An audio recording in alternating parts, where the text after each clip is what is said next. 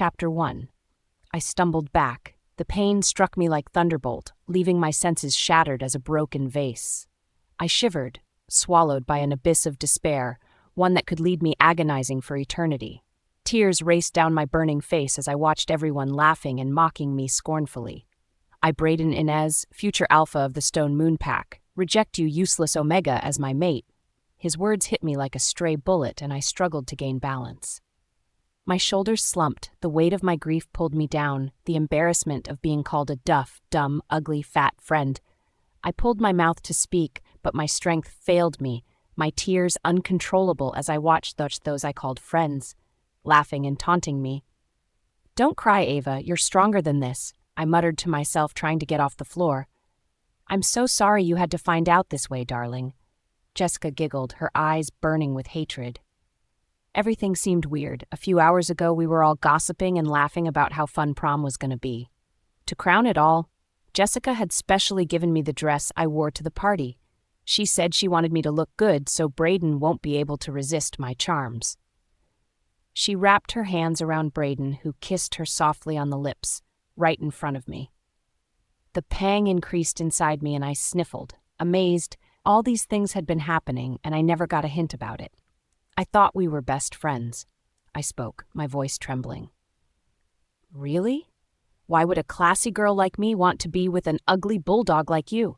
Your dressing sense is terrible. You look worn out, and you disgust me, hell. You're only good at math and running errands, and that's the only reason why I was stuck with you for so long," she blurted almost immediately. Just then, students started cheering at them and throwing empty cans of soda and beer at me, while others watched and laughed, while the rest brought out their various cell phones and started taking pictures of my shameful moments. I knew what was coming next. I'll be on everyone's social media page for at least 2 weeks. Not that I cared, I'm getting used to it, but I knew they could get even more violent and I could get severely hurt. I started making my way out as people started pushing me. My dress was stripped off by Jessica, who was the devil who had given it to me in the first place. I sobbed, my eyes swollen, and I was unable to see clearly anymore. I was left wearing my shorts and bra. How worse could my day turn? I wept, racing towards the entrance. As I ran, I felt eyes on me and people laughing, but I didn't care. I just needed to get out of this hell. I suddenly bumped into something. Sorry, someone. The shattering of glass got my attention, and I was forced to look back. There he was, standing and glaring angrily at me as though I had done something beyond pardon.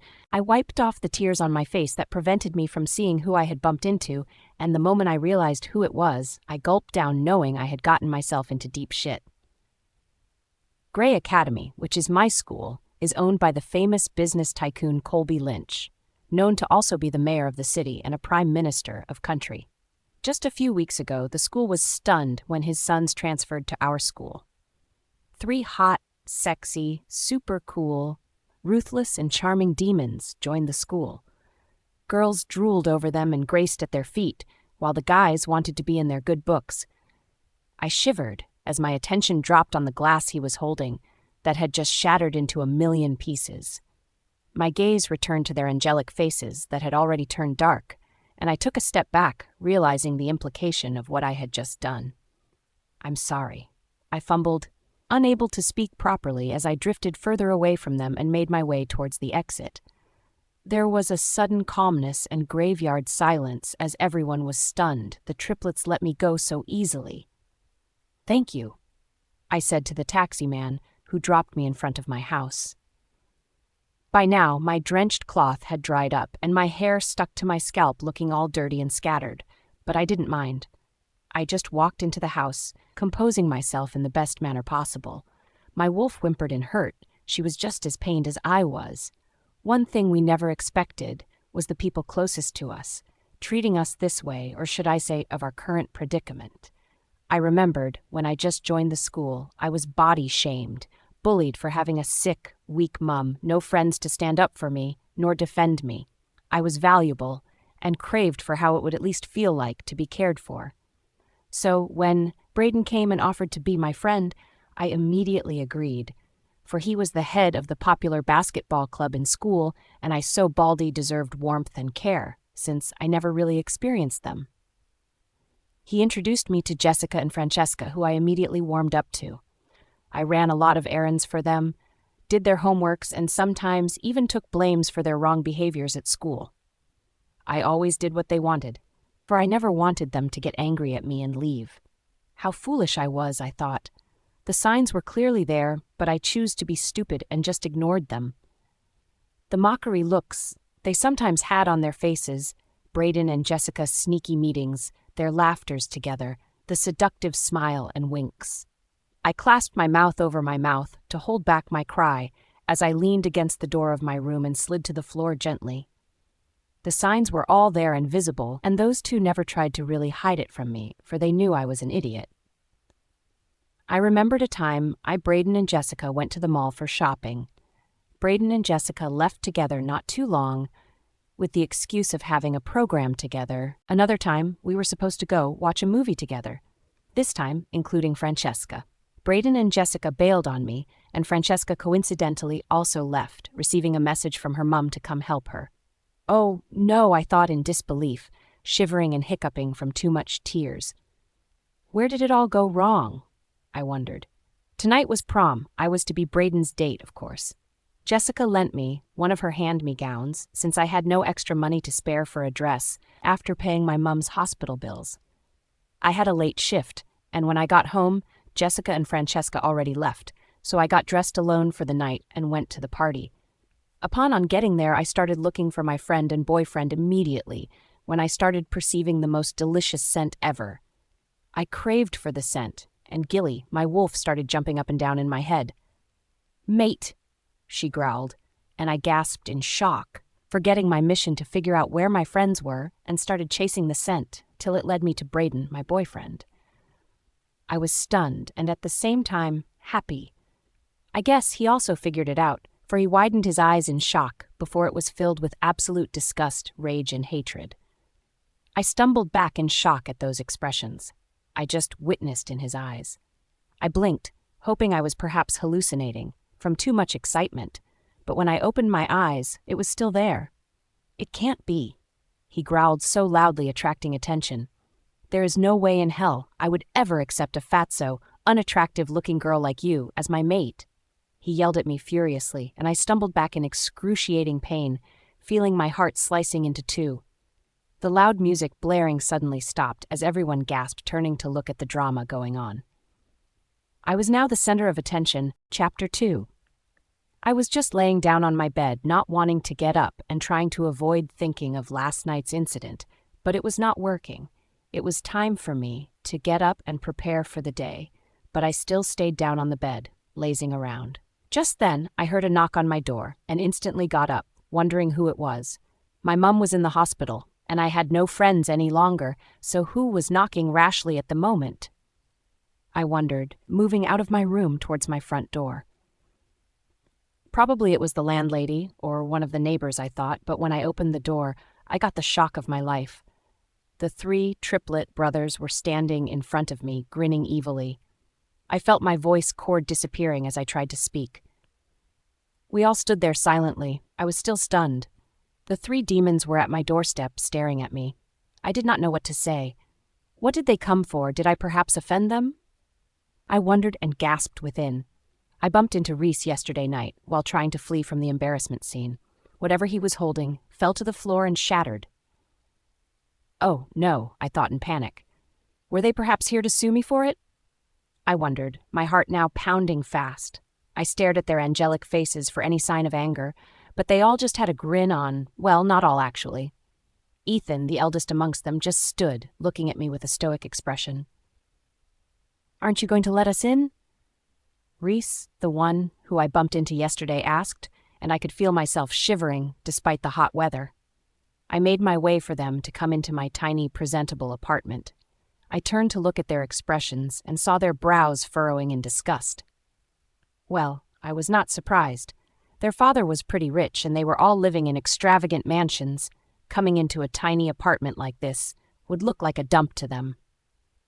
"Please have a sit," I told them, gesturing to the little couch, which looked like it would not contain their huge physique. They had no choice but to manage that if they wanted to sit, for that was the only sit available in my tiny living room. How do you expect that tiny thing to contain 3 huge guys? Caden, the playboy amongst them, I guess, asked with pride evident in his voice. This is the only sit available, I answered gently, and he snorted, before arrogantly sitting on the couch.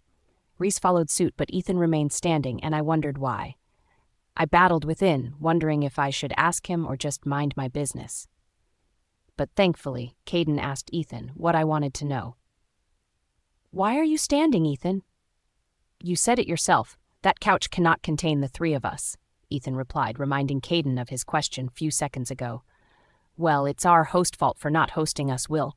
Reese commented sarcastically, and I gulped. I don't feel comfortable around them and just wanted them to leave as soon as possible, before their whole lady fans found out they are here and come to rip me into pieces. I thought with panic, wondering how I could ask them to leave politely. Why were they even here? I wondered, my eyes drifting to the floor. Eyes up, lady, Ethan said, and I raised my head up slowly to look at them. I am pretty sure you know why we are here, Reese began, his playful grin gone and now replaced with a serious expression. I found myself unable to speak, playing with my fingers timidly while wondering if I should lie or not. Did last night's incident make you mute? Caden asked mockingly, and I felt a painful pang in my heart. He just reminded me of the incident I was trying all night to forget, the memories which kept me awake till morning. I do, I stuttered, not able to form a word, more so, a sentence. I saw the 3 triplets throw me a confused look, probably wondering what I was trying to say. Funny thing was, I had no idea what I wanted to say either. Let's just get straight to the point, Ethan told them coldly, before turning to me with a blank expression. Despite no emotions evident on his face, I was still feeling shivery and scared. I had this bad premonition I was getting into trouble, but how was the question. You bumped into my brother yesterday and broke the icon with him, he said, and I found myself nodding but suddenly stopped. Icon? I asked in shock, and he nodded. Wasn't it a glass cup? I wondered, then remembered when whatever Reese was holding then shattered into pieces. I saw no liquid. Oh, no, I am guessing I broke a really expensive artifact, I thought, fear evident on my expression. I was holding one of my father's greatest treasure, the Catherine, the great icon, Reese told me. And then, when you bumped into me, it fell to the ground and shattered into pieces. My father is off on a business trip, so now I am safe. But what do you expect me to tell him when he returns and one of his collections are missing? Reese asked. I was numb at the moment, speechless also. What could I say?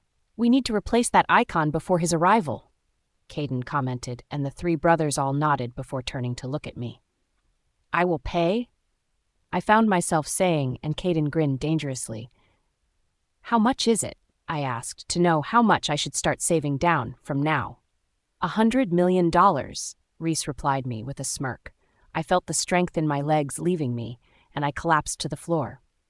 Did I just hear right? I wondered. $100 million. Where was I supposed to get such huge amount of money? I wondered.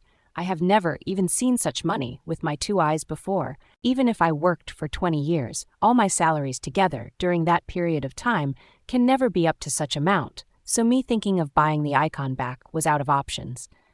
I tried to get up, despite feeling so weak. I was aware of their eyes on me, but I did not care and just moved forward towards Ethan and fell to my knees in front of him. He seemed like the reasonable one amongst them, or should I say more mature one amongst them. Please, I pleased, cupping my 2 palms in front of him with a teary expression. Mercy, please. I cannot afford to replace the icon, I told Ethan, who just stood there staring at me with the blank expression of his. I doubt he was even moved by my pleas. I heard Caden and Reese bust into laughter, making fun of my situation. Why does bad luck seem to follow me everywhere? I wondered. Pleading cannot save you, Reese said, still laughing. Well, since you cannot pay for the icon, there is another option, Ethan told me, and I felt relieved instantly, knowing there was still hope. What is it? I asked eagerly, but what I heard next put me on the edge. Become our slave, Ethan replied, and I froze. What? Chapter 3. Become our slave, Ethan replied, and I froze. What? Either you pay for the icon or become our slave, Reese answered. Become their slave? I thought in astonishment. What did they see me as? I wondered. There is no way in hell I am accepting such an offer. I will not bring myself to such a level. No, I replied boldly and got up to my feet. Caden and Reese turned to look at one another before giggling, while Ethan kept observing me with a blank expression, not saying anything to my answer. No, I repeated. I had my pride and was not going to stoop low to being just an ordinary maid. The other alternative, if you do not want to pay us back nor be our slave, is to get you arrested, Reese said, and I gulped, knowing I had no choice but to accept despite not wanting to, for I could not risk getting arrested for the sake of my mum especially. If I got arrested, who would continue to pay for her hospital bills? I wondered, and decided to accept the brothers' offer. I had no choice any longer. It was just to be their slave, for a couple of months, right? For how long? I asked. Till we decide to let you go, Caden replied gently, and I arched my left eyebrow at him. What? I yelled. Do you prefer getting arrested then? Ethan asked, and I gulped once more, swallowing my saliva. All right, I said reluctantly. We did not hear you, Reese said with an annoying smirk. I knew he did, but just wanted to frustrate me. I will be your slave, I repeated, and he grinned. Now, that's more like it, he added. Since we are done here, let's leave. Ethan told his brother and made his way out of my apartment without even sparing me a glance. Reese followed suit not before, throwing me an evil smirk. I watched him walk out of my apartment and turned, only to squeal in fright. Caden was right in front of me, bending towards my face, his lips almost touching me. I tried to move backward, but suddenly felt his arms around my waist, stopping me from moving. He was bending closer and closer to my lips. Does he perhaps want to kiss me? I wondered in shock, and instantly flew away from his hold in panic, panting heavily, while wondering if he saw me attractive to want to kiss me. Just then, Caden chuckled. Do you really think I would kiss an elephant like you? He asked, and I felt my heart shattering to pieces at his words. You are way too ugly for me to kiss, he added, disgust boldly written on his face. I felt tears at the brim of my eyes, and I blinked it back. Just then, I felt something heavy being shoved at me. I turned to look and saw Caden's backpack in my arms. I turned to look at him in curiosity, wondering what I should do with it. As our new slave, you are also entitled to do my assignments, he told me with a grin before walking past me and out of my house, slamming the door loudly behind me. I remained there stunned, knowing fully well I just entered the burning lake by accepting to be their slave. The worst part was I had no idea when I would be freed. Probably never, and the way I see it, those triplets' plans to make my life a living hell. I thought, Chapter 4, Urini's Pove. Life for me has been complete hell ever since I became the triplets' maid. If I was not doing their assignments for them, I was running their errands or picking up a burger or something for either of them. It soon seemed like I was their wet nurse. The only difference was I was not changing their diapers. During their football games, I was always there with a basket filled with their necessities for the game. A face towel to wipe off the sweats forming on their faces, and a bottle water to calm their thirst. I barely even have time for myself any longer. This triplets had frustrated me to the extent of waking me up every morning with urgent calls to come to their house to prepare breakfast for them. How annoying. Do they not have maids in charge of those? I always wondered, but dared not say it loud. Apart from the triplet causing me headache every single day, school had its own issues too, and has not been easy at all. Like I suspected, the night I was embarrassed, the videos of Braden rejecting me was released on social media. There is absolutely no one who does not make fun of me in school now. Well, except the triplet, which is surprising. It's just like they did not care. They never brought up the topic again after the time they came to my apartment. Braden and Jessica, on the other hand, never failed to act lovey-dovey in my presence. I still remember the foolish thing I did recently. I cornered Jessica one time in the restroom and asked her, why? They all did this to me. I mean, if they knew they were going to use me, why bother approaching me in the first place? I wondered and decided to ask her, but all I got in return as an answer was a mock laughter before she angrily spat out words filled with venoms unto me. We never expected it to be this fun, did we? She asked mockingly, and I arched my left eyebrow at her, confused. What do you mean, Jessica? I asked, calling her by her name, and she scoffed before turning to look at me with spite. It was a bet dummy, she informed me then, and I could feel my world crashing to pieces for the second time. What? I asked, and found my voice cracky and gone. Do you really think Braden would settle for a fatso like you if not for the bet? She asked mockingly, and I gasped, refusing at that moment to cry, but my emotions kept betraying me. I could feel tears at the brink of my eyes, and tried blinking it back. So everything was a bet, I thought within me and chuckled sadly, while Jessica just rolled her eyes and huffed at my situation before shoving me aside roughly and walking out of the restroom. I remembered staying in that restroom for a few more minutes, trying to convince myself I was not sad, but deep down I knew I was lying.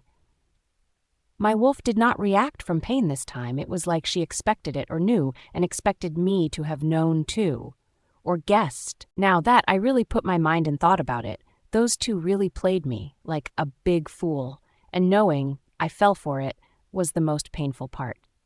Now, back to the triplet. I have almost lost my jobs more than 3 times now, and almost gotten into trouble at school or landed into detention more than 5 times now because I'm always running their stupid errands for them.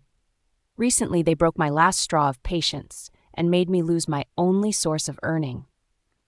It was on a cold, freezing-like-hell night. I was on late shift because my other partner, unfortunately, could not make it because she had surprisingly caught a flu. So I was to fill in for her till the next 5 hours, then go home and have a long and satisfying rest. But unfortunately for me, and thanks to the triplet, my plans were all ruined, and as bonus, I lost my job. I was cleaning the used plates and cups customers made use of when they patronized this place. I was even in a good mood then because I had just left the hospital my mum was in not few hours ago, and the doctor told me I should be rest assured, for she was getting better. I was humming a song when I just heard my cell phone ring. I stopped what I was doing, picked up my phone and glanced at the ID to know who the caller was, but found an unfamiliar number instead. I should have known and just ignored the call and not picked, but whosoever the caller was persisting with calls, so I decided to pick and find out who it was. I also thought of a possibility. It might be the doctor who was treating my mum in the hospital, and hurriedly answered the call. I was greeted with a cold tone, which I felt familiar with instantly. It was Ethan. He told me to come and make dinner for them, for their servants were on holiday. I was gobsmacked, for those brats even had servants who served them, and yet they still called me to their mansion every morning to prepare breakfast for them. I tried explaining to Ethan I was at my job on a late shift and could not leave for a couple of hours. I thought he was the reasonable one amongst them. But how wrong was I? He ignored my explanation and demanded I come instantly, and reminding me I had no choice but to. I had to abandon my work half done and hurry to their house to prepare them dinner. I dashed into their mansion, met them all in their extravagant living room, all sighted and watching a movie or so. I did not bother to check and just dashed into the kitchen to prepare them a quick dinner, leave and return back to my work before my boss could notice I was gone. While I was hurriedly trying to prepare them noodles, for it was the quickest meal at the moment. Besides, you don't eat heavy late at night or you start to feel uncomfortable seriously. The triplets walked into the kitchen one by one, and surprisingly, my heart was pounding fast from excitement. Now this is weird, I thought, while trying to ignore their presence and hurriedly finish up so I can dash back to work before my booze ever finds out I was gone. Why was I feeling excitement? I wondered. Do not tell me you expect us to eat such junk. I heard Reese say from behind me and turned to look at him. He was pointing towards the empty noodles pack in my hands. Noodles is not a junk food, I corrected him, and he rolled his eyes, still pointing to the pack. Whatever, he commented. I just hope you are not expecting us to eat that, he added. Of course, dummy. What else would I have made it for? I wondered. Well, this is the only option available now, I began. I plead you, sirs, to please manage it, I told them, with a slight bow, and Caden scoffed. How is noodles the only option? He asked. There are plenty of foods and ingredients available, so do not lie to us, he added, and I clenched in fists in frustration. "I was not referring to that, sir," I told them.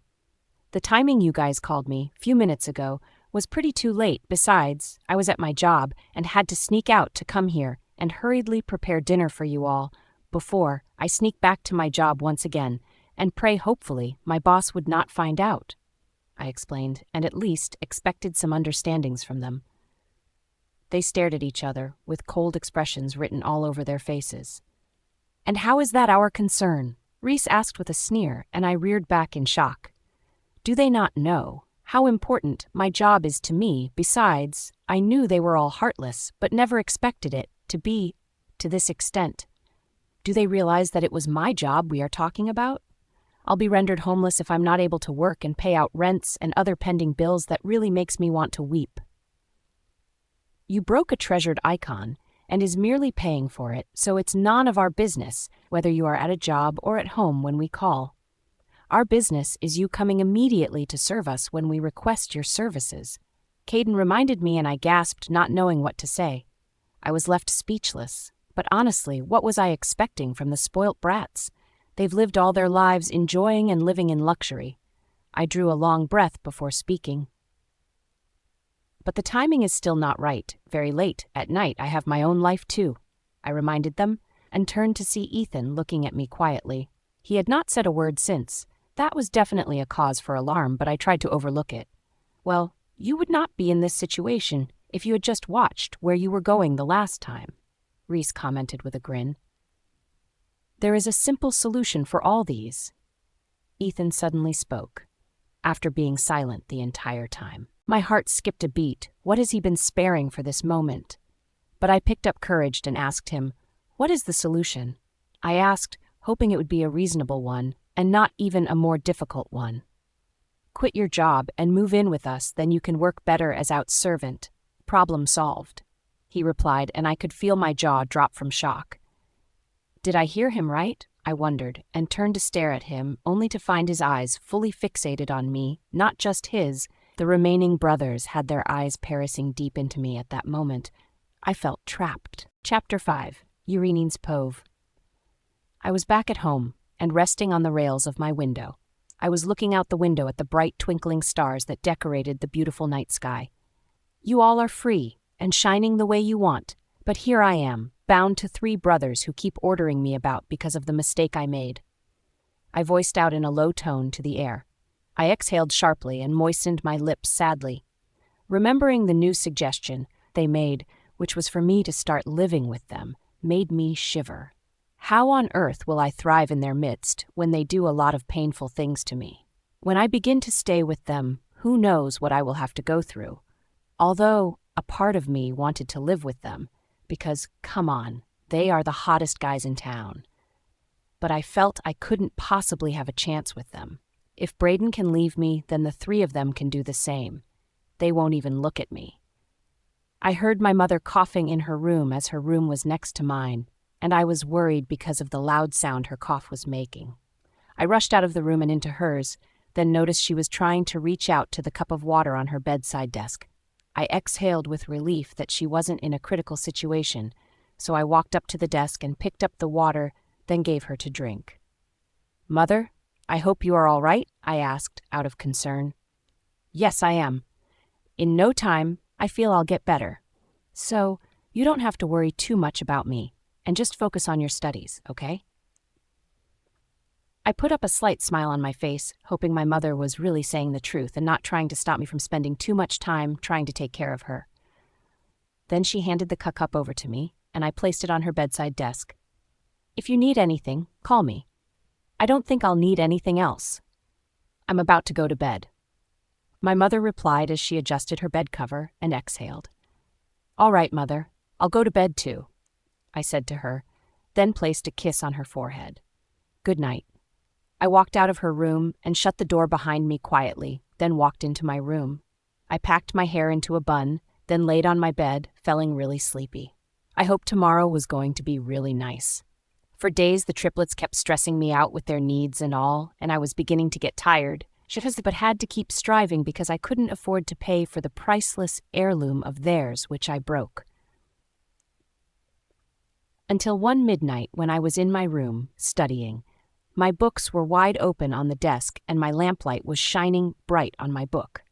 My phone rang, and even as I didn't want to check who was calling me, because I wanted to fully focus, I still had to be sure it wasn't the triplets. Just as I suspected, it was one of the triplets calling me.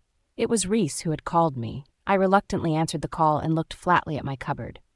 Hello? Yeah, Urine. I need you to come over to our house right now. He informed over the phone. By this time? What do I need to do? And can I just do it tomorrow morning before leaving for school? I asked, hoping he would reconsider. What the hell? Just come over right now, he yelled and hung up. I squeezed my phone, but not to an extent whereby it would be crushed. A low growl escaped my voice box, and I could almost scream and punch the wall several times, but I wouldn't want to wake my mother up or worry her. I closed my books, packed up my hair in a messy ponytail, and walked out of the room. I opened the main door quietly so it won't make any creaking sound that could be heard by Mother, and thankfully I was able to do that successfully.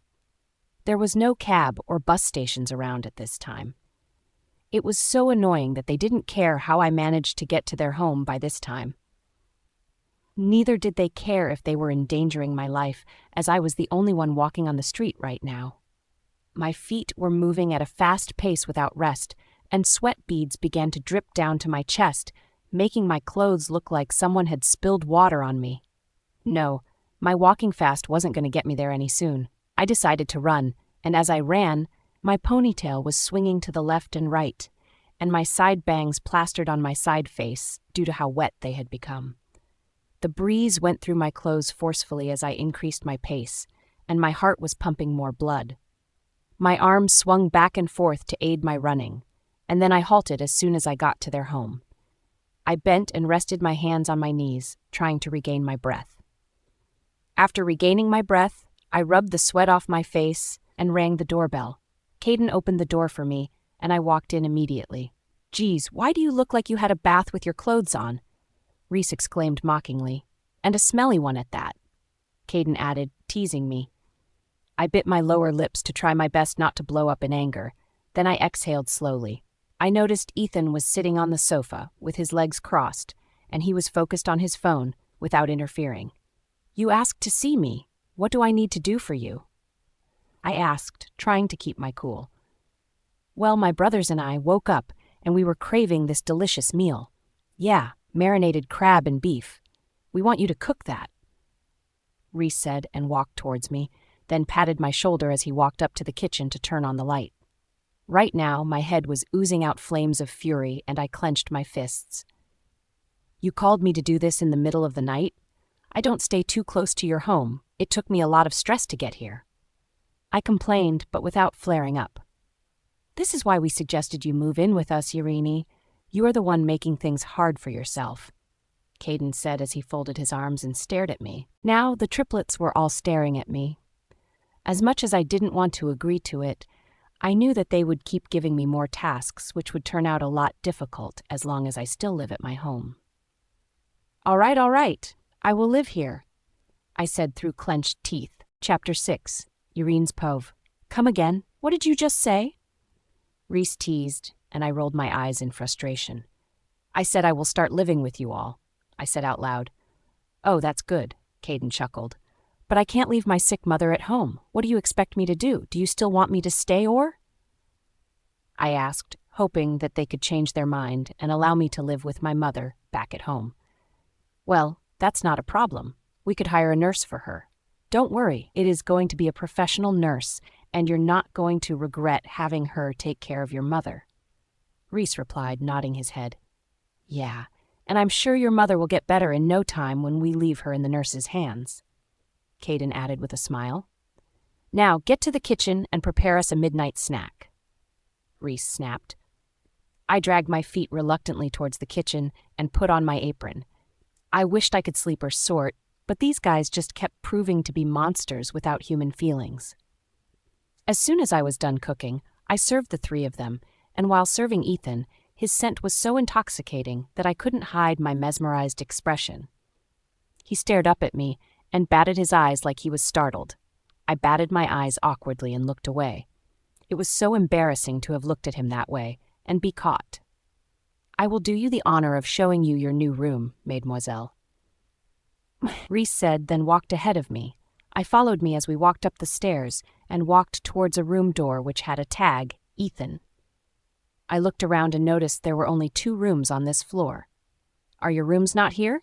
I asked as Reese opened the door to my new room. No, only your room and Ethan's are here. Reese answered as he went inside. The room was bigger than my room back at home, and it seemed cozy enough to put me to sleep once I lie on the bed. The wallpaper around my room had the color of the night sky and bright stars decorating it wonderfully. Then the ceiling had a crystal-looking chandelier, while the marble floor was squeaky and cool. I gaped at how beautiful my room looked like. I had actually expected that my room looked dusty and that of a maid, but this was all so different. So this is your room. I'll take my leave now, Reese announced, walked out and shut the door behind him. I dropped my phone on the bed and walked up to the bathroom. Wow, I exclaimed in amazement.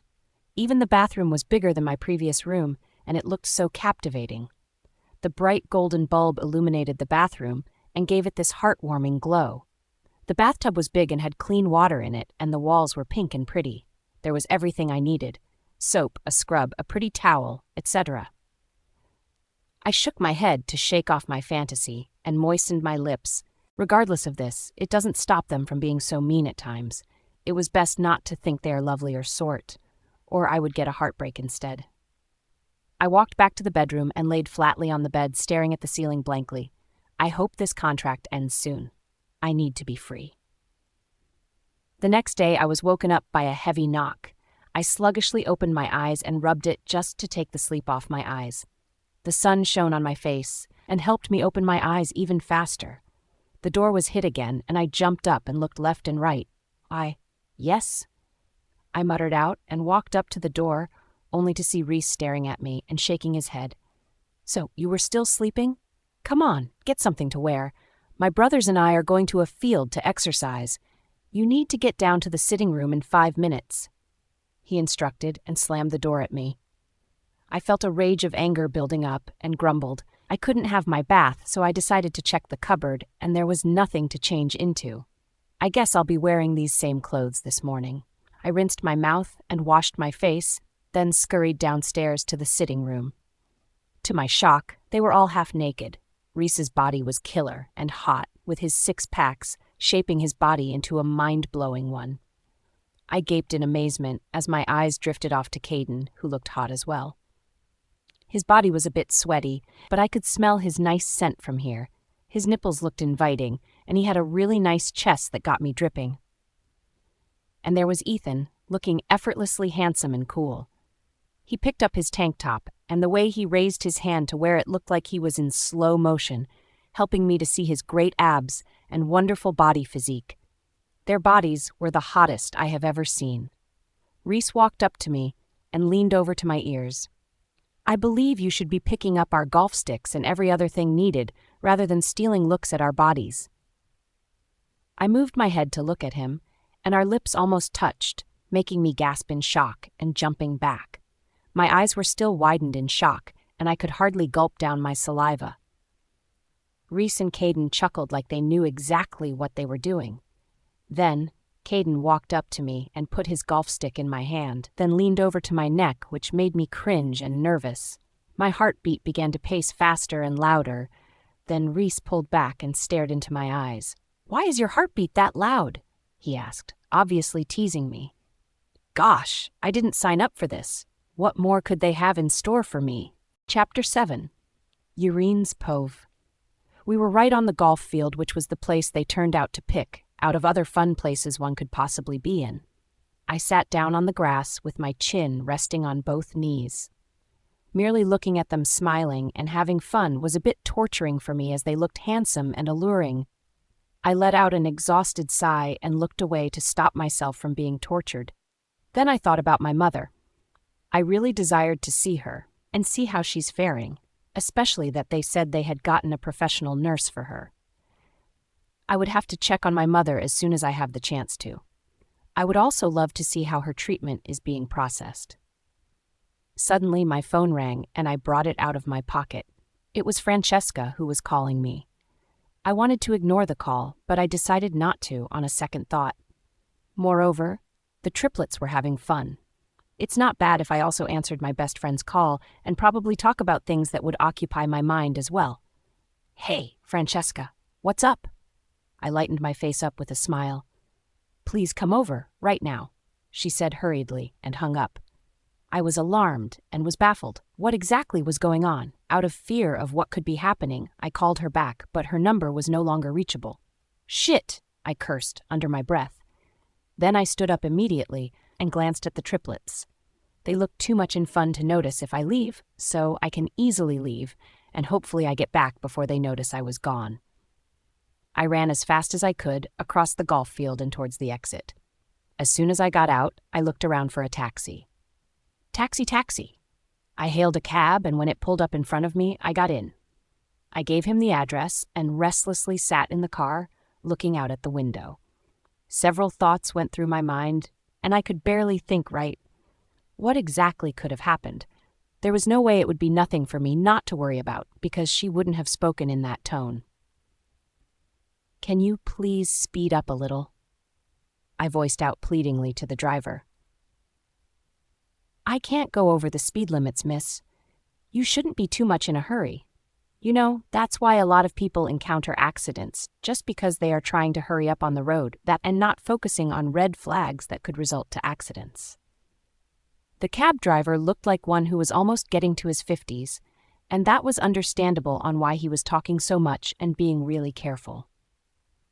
I had no choice than to be calm and patiently wait until we got to Francesca, although that seemed like it was going to take years. Soon, I was dropped off at Francesca's house, and as soon as I paid the man his money, I rushed towards the front porch and knocked on the door hastily. "Who's there?" I heard her mother voice out. "It's Irene, ma'am. Is Francesca okay?" I asked out of concern.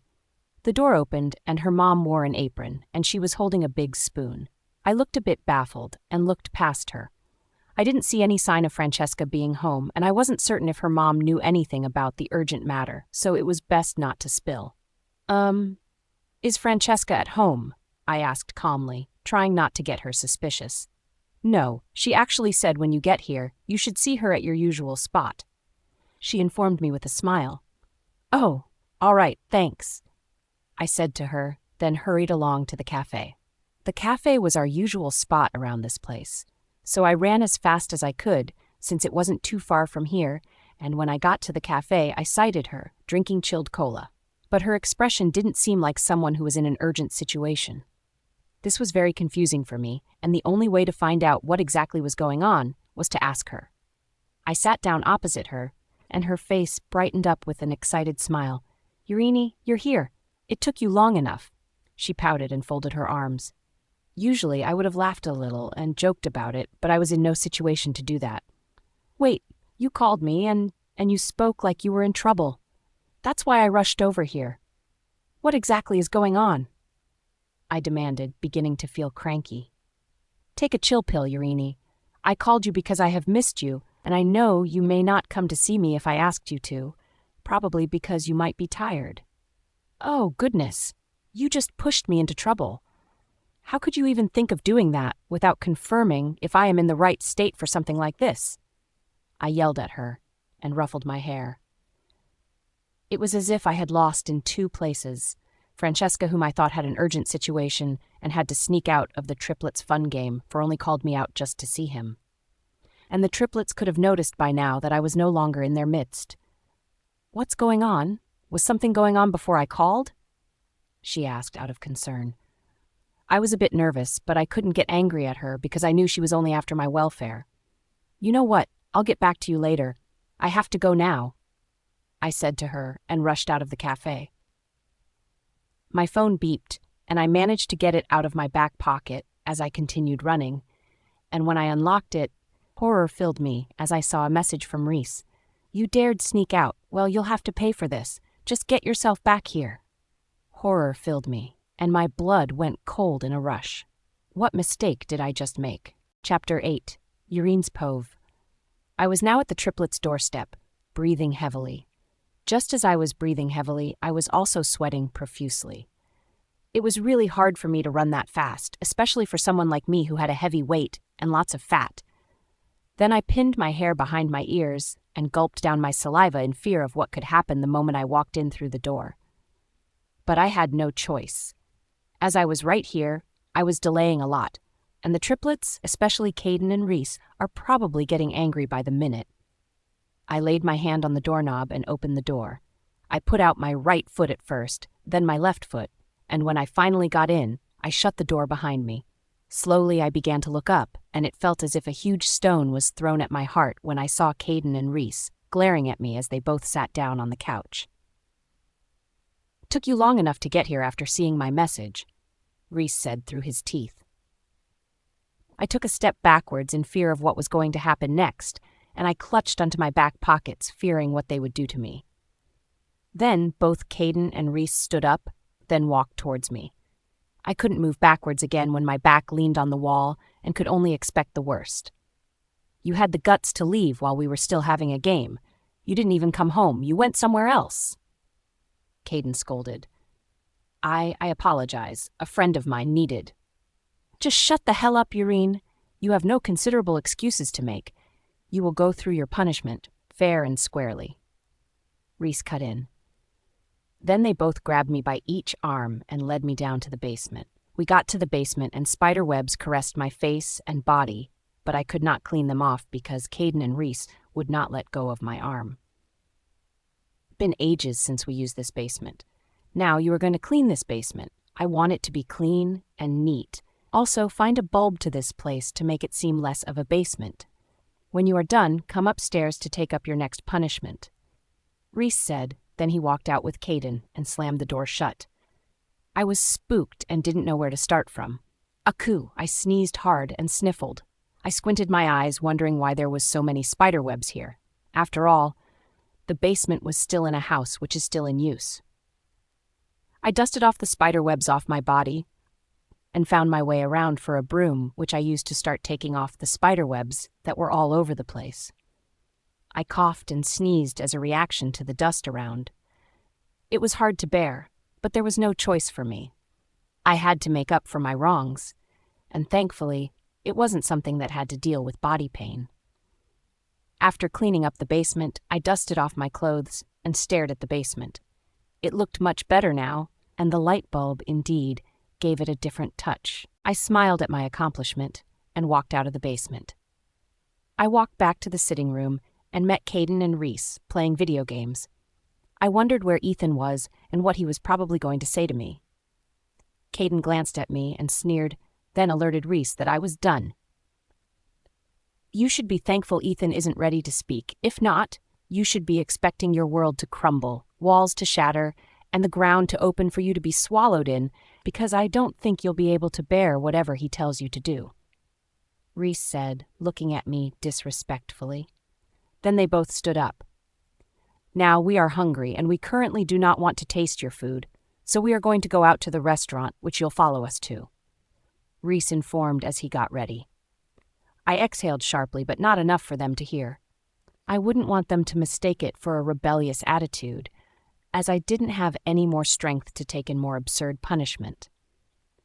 My phone beeped, and a message from Francesca came in which read, "Please tell me what's wrong. I'm worried to death right here." I was about to reply for her to be chill, but I was interrupted by Caden. "Don't tell me you want to use your phone while on punishment. Don't make me break that phone, Irene," he threatened and put on his footwear. "Ethan isn't eating out, so you'll be stuck with just Caden and I. Don't worry, we plan to make your day just beautiful," Reese smirked. Somehow, something about that smirk made me feel uneasy, and I was hoping to the moon goddess that I wouldn't have to do something unbearable. We got to the restaurant, and as I was about to sit with them, Caden looked up at me and gave me a "Are you serious right now?" look. I watched as they brought delicacies of food to their table, and they sat down, enjoying their meal.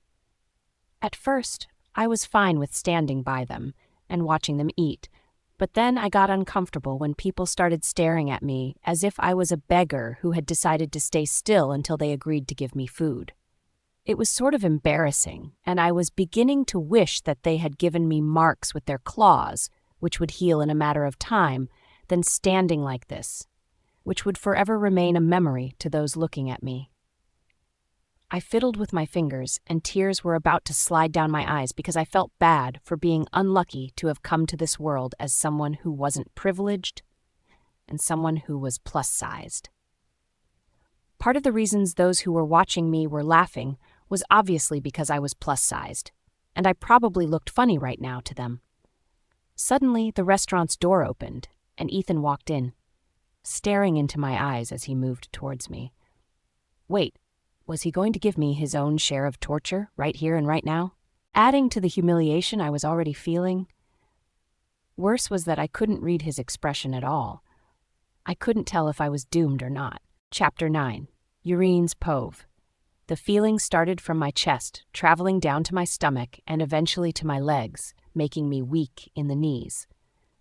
A strange wobble that I was used to feeling began to work its way into my bones, and it didn't help that people had started staring either. Ethan was handsome, the triplets were, there was no doubt about that, and me, in contrast to them, was a fat bloke who evoked laughter without even doing a thing. There were bound to be stares. He walked with a hand in his pocket, his eyes lingering on me, and it felt like I began to burn. If Ethan looked at me for hours, I was sure all the fat on me would burn. His gaze was truly burning. He approached us, and the smell of his cologne filled the air around me, and it got into my nose even though my breathing had ceased a while ago. I couldn't even look up at him. Instead, I looked at Caden and Reese, who had silly, expectant grins on their faces. "You're here already? Took you long enough," Caden said, sipping from his glass of orange juice. Ethan looked around, scanning the restaurant, and his gaze came to rest on me once more. "Leave," he simply said, and those words echoed over and over in my ears. Was he trying to give me a death sentence? Wait, what was his trick? Was he waiting to trip me so I'd fall over? Or was he going to pour some drink down my back? Or worse, food? Or did he intend to see who I'd obey between he, Reese, and Caden? If things continued the way they were going, I was bound to defy one of them. Worse, too. "Your feet turned to lead?" he asked, with a coldness in his voice that seemed to send spellings of doom all over my head. I moistened my dry lips and looked at Reese and Caden. "You're going to leave?" Caden asked, feigning shock. I looked up at Ethan, with a pleading look in my eye. There was so much Caden and Reese would do if I defied them. But then again, his would be worse if I defied him, so I took a step. "Stop right there," Reese said, hitting a fist on the table. "Let her go." Ethan told him coolly, and Caden threw a piece of meat at me. It got stuck in my hair for a second before dropping down my face, smearing my eyelid with oil before it fell. I watched Caden get up and felt his strong fingers wind down my arm. "Just give a reason. Any reason, Ethan. This could be much fun, that you think. Or you think it's embarrassing?" Caden asked, putting a hand on Ethan's arm. "I just think it's enough. There will be plenty of time to play with her, but for today, let's leave it," he told Caden before picking up a raisin stuck in a slice of bread and throwing it into his mouth. Then he shrugged Caden's arm off his and left with his hands back in his pockets. "Lovely, Ethan has spoken.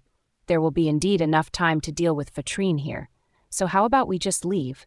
Besides, I lost my appetite the moment I smelled her sweat," Reese remarked and pushed away the plate of steak cooked to perfection, looking tender and delicious in my sight.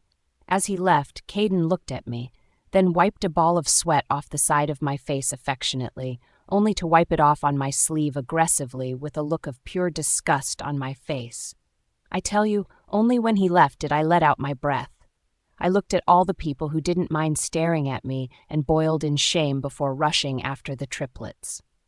I didn't want to give them even the littlest reason to punish me further, and all my thanks for that day was to Ethan, who had been miraculously sent by an angel to rescue me, however his reasons.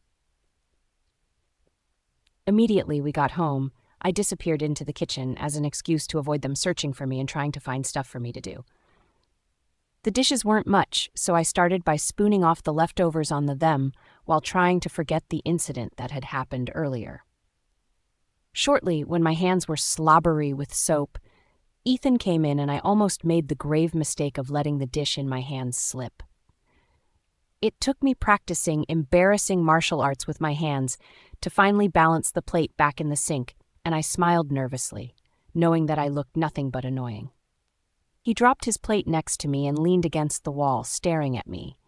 My mind immediately became a jumble of thoughts, and I couldn't even pick a single one of them. So many times I was tempted to look at him, but was scared to meet his piercing stare.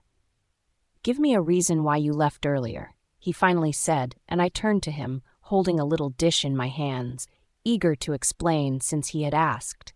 If only the other two had asked. "My friend is a bit of a jokester. She called and gave me the impression that she was in danger. I got really scared and had to find out what happened. I really didn't want to leave. I only wanted to make sure she was okay." I explained hastily, caressing the dish with my slippery and nervous fingers. "And it was a prank?" he asked, closing an open cabinet door slowly. "Yes," I replied, and while watching his neck, which suddenly seemed so smooth against the rough leather of his jacket, what ought to have happened from the onset happened. It was then I knew I had been doomed from the start. Someone somewhere had cursed me to cause trouble that very day, and Ethan slowly stopped to look at what had happened. I knew that in seconds my heart would burst in flames. Why? Why? It was all because the nasty dish fell. Chapter 10. Irene's Poe. I moistened my lips nervously and immediately fell to the floor, gathering the broken shards carelessly to one spot. Already my heart was in my mouth and my fingers were shaking uncontrollably. "I'm sorry. I swear I'm sorry. I'll buy the dish. I'll buy it back. I had been so nervous and so fidgety that I accidentally pressed my finger on a shard while trying to pick another. It sent a sharp pulsing pain through my finger, and I couldn't hold my shout of pain. My hand continued to shake from the fear of breaking the dish, and I bet I looked so pathetic. I looked up at him, only to look away as he bent close to me. For the second time that day, my breath seized as he picked up my hand gently. My cheeks immediately flushed red. His hands were soft and delicate. They looked like a potter's hands, and he held my hand in that same gentle manner. My heart seemed to stop beating, and it seemed like a vibration began from somewhere in my skin. My hand felt very hot in his as he pressed his fingers down on my index finger, which had released more blood than any normal finger should have. My lips stayed slightly parted, and my whole face felt hot. I tried to withdraw my hands immediately, not from the uncomfortable growing feeling, but due to the fact that I was ashamed that my hands were fatter than his. I was saying, but he didn't let go, but instead got to his feet, forcing me to stand with him. I looked up at him and watched as he scanned the kitchen coolly. My hand was already burning in his, and, oh no, I started to sweat. Having a body like mine meant sweat was your companion, and I knew no one liked it when my palms were wet and sweaty. He seemed to spot what he was looking for because he began to move, and still with the pressure on my finger, he led me to sit at the kitchen table. He bent and pulled out a first aid box, then dropped it on the table. Still holding my hand and finger, he opened the box and took out wool and a Band-Aid. I let out a nervous chuckle and tried to withdraw my hand, but he held firm. "I'll heal. It's just a cut." I insisted, but inside I was thinking a million things. Why was he suddenly being so nice to me? Did he have something else in mind? An ulterior motive? Did he intend to embarrass me with something? This was totally abnormal. Was he hiding something? Was this his way of punishing me? All those questions filled my mind, but as he cleaned up the still bleeding blood and wrapped a little Band-Aid around it, the questions faded and turned into answers. "It could get infected. You heal sluggishly," he replied, and although his last word was quite out of context, those words exuded warmth. Why would Ethan do this just to get at me? He wasn't that type. He wasn't Reese or Caden, who just loved destruction and cruelty. Sure, he had his own ways, but he didn't resort to childish ways just for punishing people. He was just someone who didn't care about those kind of stuff. He liked keeping to himself. "You can't wash plates with that finger. My work would be ruined," he added slowly as he stared at my finger. Truly, it had a kind of beauty. My wound was catered to by Ethan. Ethan, of all people. "I'll wash them when it heals. Don't you worry about it," I assured him with a shaky voice and a stupid smile, which refused to leave my face. He didn't even look at me. He just stood up and signaled me to follow him, and when we got to our floor, he flicked his wrist towards my door before going into his. He meant I was to go into my room. Thank ye, I was saying, but he had already closed the door. You, Ethan, I said, and bit down on the other words of gratitude I had intended to relay to him. I walked into the room and closed the door. It was then that I heard my heart beating again. I scoffed. Where were you when all that was happening? I asked it, but then laid a hand on my chest as my heart rate continued to increase. Oh my God, why is it beating so fast? I asked myself as I ran and sat myself on my bed. It was no longer beating, it was pounding. Ethan held my hand. Ethan catered to my wound. Ethan led me to my room. Ethan told me not to wash the dishes. Ethan. Oh my, I don't know. Am I overreacting? I'm definitely not. Reese would never do that. So would Caden. So why Ethan? Oh no, Urine, let's not interpret it. Let's not. It means nothing. He's just different. He's probably like that when another girl gets hurt. I mean, just look at you. You're fat. That hurts, but it's the truth. Look at you. You have chins wobbling from your neck. Well, they're not that big, but... Oh God, Urine, stop thinking. I lay on my bed staring at the ceiling and thinking of a million things. I knew it would be stupid to fantasize or even think about it, but when he had held my hand in his, I had felt a connection. It was so strong and present there that I wanted it badly. I didn't want it to end. As I lay on my bed, smiling like a fool and changing expressions in seconds, I suddenly heard a loud sound. I immediately tried to sit up, but ended up groaning and sitting up much slower than I would have liked. Something was at my window. Something was scratching at it, and with each second, the scratching became more intense, and in the next minute, something dark hovered over it. But no scream left my lungs. Chapter 11. Yirini's Pove. The horror of something creepy staring at me through the window was so unnerving that I couldn't find my voice. Instead, I swung my legs to the floor as gently as I could, and with my mouth open and eyes glued to the figure at the window, I began to back away as quietly as I could manage. Just then, the figure stood and pushed open the windows right in front of me. That was when the scream finally left me. It was a piercing one that I didn't even think I could manage. I immediately ran to the nearest stray pillow on the floor and bashed it at the figure, which had proceeded to jump into my room. And then, to my very surprise, it was Caden. I had seen the malicious curve of his lips even before he pulled back his hood. My heart thrummed in my chest, and even in the pale moonlight, I could see his handsome features standing out, making him seem even more desirable. But of course, those thoughts couldn't stay long. Immediately, I realized the horror of what I had done, the nerve. God! I gasped, and took light steps backwards while staring at him as though my staring alone could change the fact that he was Caden and no one else. He gave a smile and looked at the pillow on the floor. I was hoping for a louder scream, perhaps a heart failure too. He mocked, and he began to take little steps towards me. I took a step backwards and realized it wasn't going to end till I backed a wall. I turned around and made for the door, hoping to make him do something else other than try to do or say anything nasty with my back to the wall. That was something I couldn't take. The idea of him sneering down at me would hurt me, because I would be cornered and unable to do much. I got to the door and turned around, hoping he was smirking and trying to see if I would run or not, but with a jolt to my heart, I realized he wasn't there. Cad! Just imagine searching for someone only to realize they were right next to you. Just as I had feared, he pinned my shoulders to the wall, and even though I all meat and little bone, I couldn't help but wince as he squeezed hard on my shoulders, securing me to the wall. Why was he bent on torturing me? Was he so angry that Ethan had not allowed them to humiliate me back there at the restaurant? Was revenge really all that mattered to him? I didn't dare meet his eyes, but he forced me to as he bent to my height, leaving our faces inches from each other. I could feel his hot breath mingle with mine, and my heart began to race in its little cubicle as I immediately lowered my lashes. Was he about to kiss me? No way he would do that. Why was he staring at me? What was wrong with the brothers? First, Ethan, now Caden. He moved even closer, and a little gasp escaped me as I raised my eyes to his. His eyes were cold and his expression stiff. He looked like he was waiting for me to do something wrong so he could lash out at me and punish me once more. Then he bent further and sniffed my neck. What was he doing?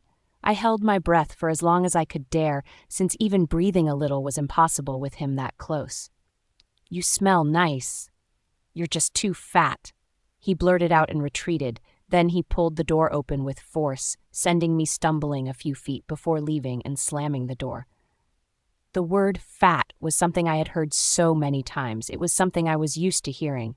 But there was something about the plain way he said it close to my ear. It felt like I'd never be accepted because I was the combination of 10 girls put together. I swallowed the saliva in my mouth to try to quench the burn at the back of my throat, but it did nothing to help.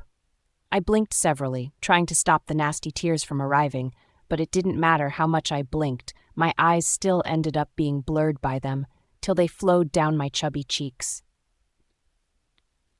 The next day, I went to school as early as I could and sat in the library with a pile of books in front of me, trying to read, and I spent hours just staring at the letters on the pages without anything actually registering in my brain. It was about an hour later when someone tapped me that I realized I hadn't been reading but sleeping and thinking I was awake.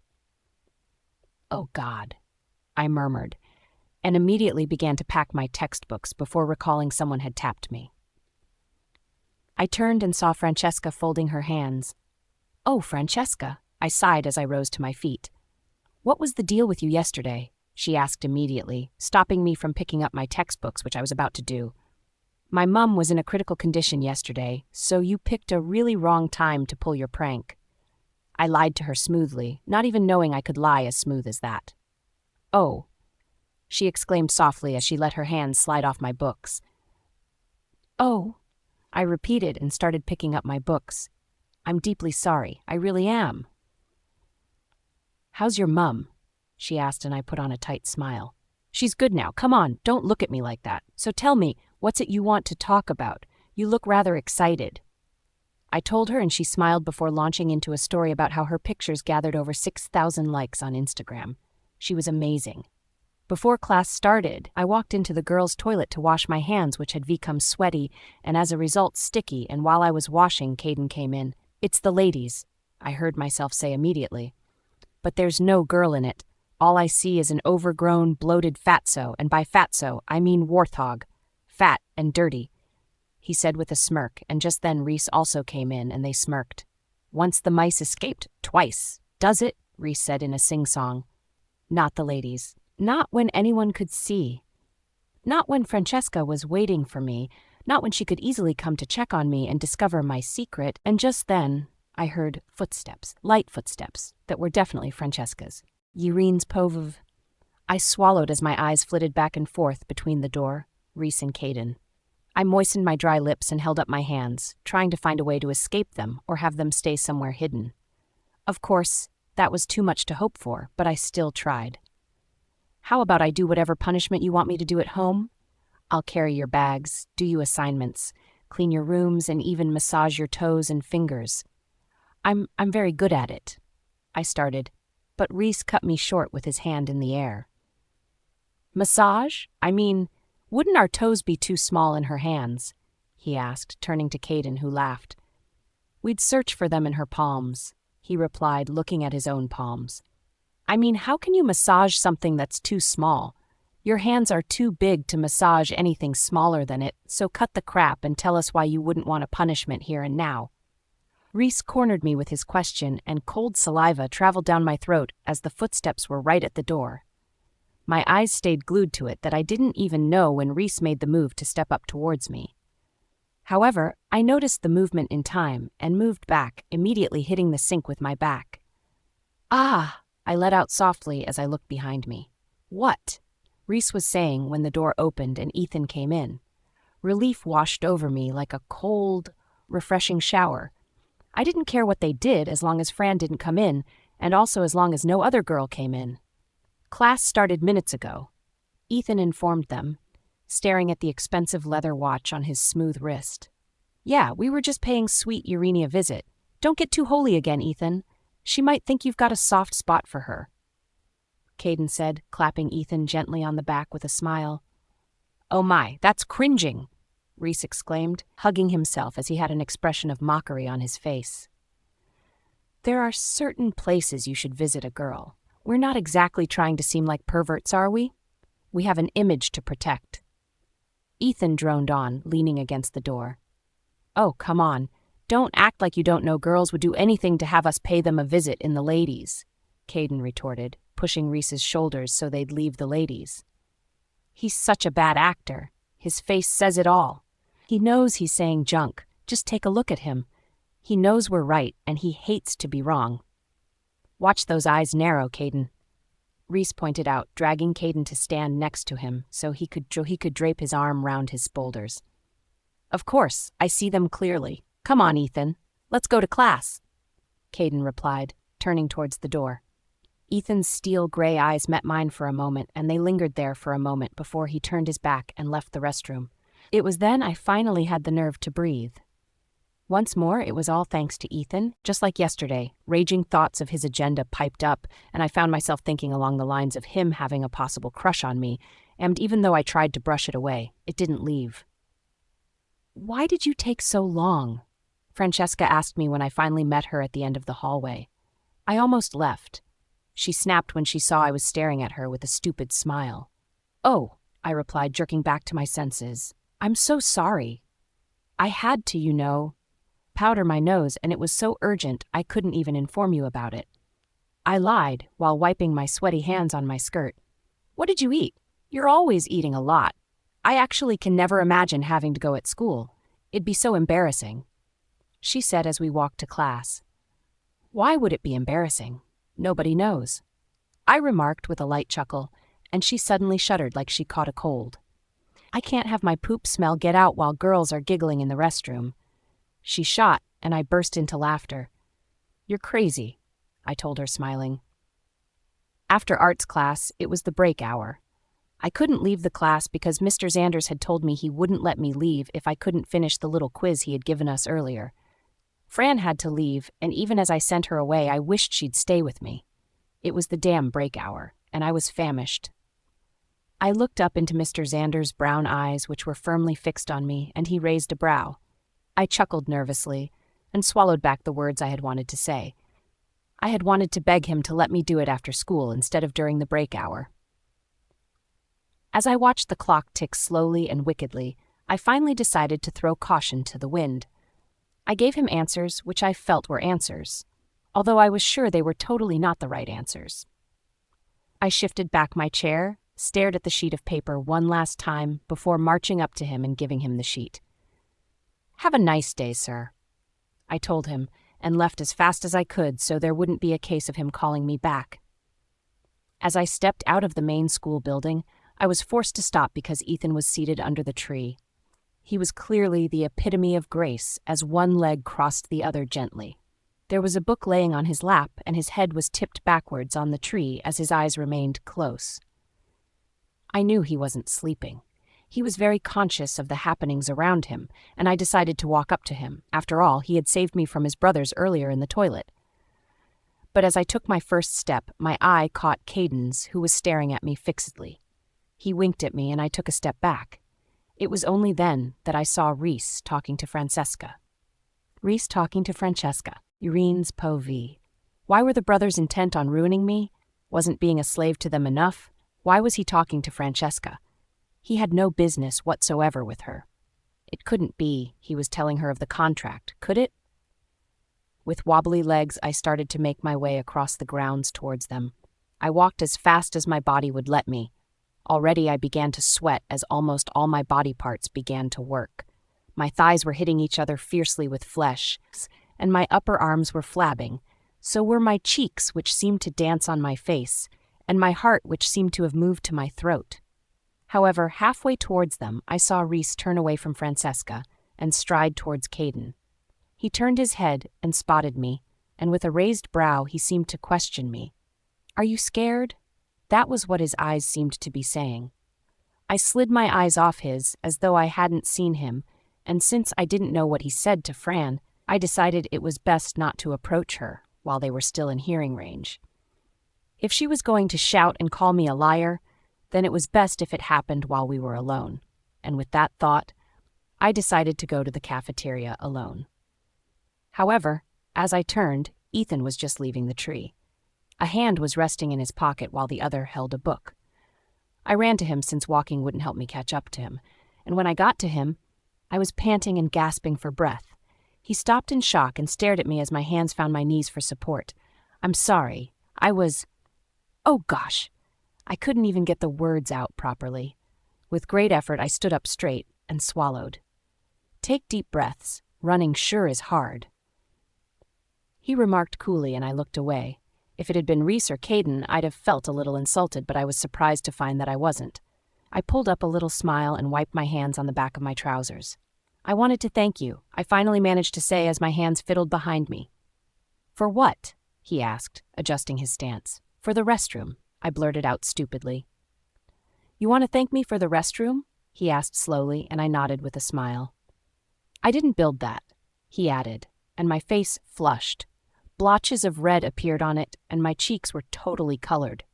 It was stupid to thank him for the restroom and not for the incident that happened in it. However, as I looked up, I caught a little smile on his face, and although it disappeared in a way that made me question if it was ever there, I was still sure it had been there. Ethan had smiled. "I wanted to thank you for helping me. You know Reese and Caden were up to something again. You saved me." I corrected myself, and he squinted his eyes. "I didn't save you. It was stupid of them to do such and embarrassing." He replied curtly and left.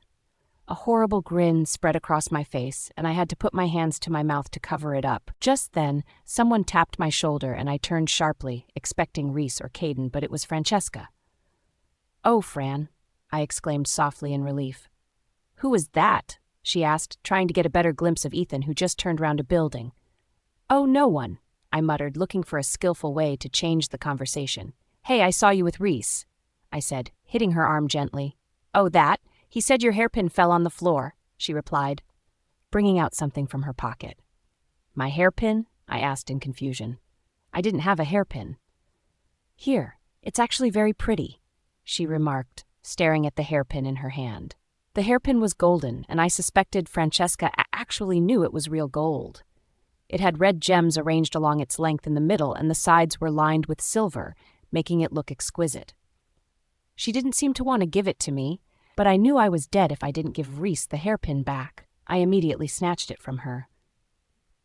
"It looks like gold," she murmured, and I immediately pushed it into my pockets. "Gold? Are you kidding me? Why would I have gold? It was given to my mother by my grandmother, and my mother gave it to me to use for a day when I was upset about something." I lied to her, and her lips parted slightly. "Wow, I wish she'd give it to me, but why would Reese pick it up for you?" she asked, and I felt a bit insulted. She was secretly implying that a guy like that couldn't be bothered enough to pick up a hairpin that belonged to a girl like me. "I don't know. It was pretty. It caught his eye, and he had to return it," I explained as we began to walk towards the cafeteria together. "I think he fancies me." He kept on staring at me intensely. Catching my eye, he was, I don't know, nice? Francesca rattled on, blushing. That was the worst thing that could possibly happen. I didn't want Fran and Reese getting involved with each other because things were bound to get messy once they did. At the cafeteria, I and Francesca sat, and I was getting worried by the moment because she wouldn't stop talking about Reese, and the brothers were all seated a few tables away. "What are you ordering?" she asked me as she stood up to get our orders. I'm not sure. I don't know what I'd want, but, maybe a burger?" I suggested as I really didn't have the appetite to eat, not with the brothers so close. "Plus-sized?" Francesca asked with a nasty smile, and I laughed. "Extra large burgers," I corrected, and she left, whistling happily. It hadn't been minutes of Fran's departure when Caden came to me. He sat, and somehow everyone began to stare. He flashed a smile and dropped a can of plum juice in front of me. "Here," he said, and urged me to take it. What was he planning again? Why would he give me something in front of everyone? And the most uneasy part was that his eyes were daring me to reject it. Urine's pov. When my eyes fluttered open, I was staring at the ceiling of the clinic. I closed my eyes back, not wanting to wake to whatever chaos awaited me. If truly Reese had gotten shouted at, then it was sure he would turn it on me. He would use his own anger to make sure I was dead. He would spell trouble for me. If only there was a way I could abate his anger. I really didn't want him to start with me again. I opened my eyes once more, and this time, they widened before I snapped them shut once more. Why was Caden sitting there with me? What was he waiting for? My heart started to thrum as a cold shiver ran down my spine.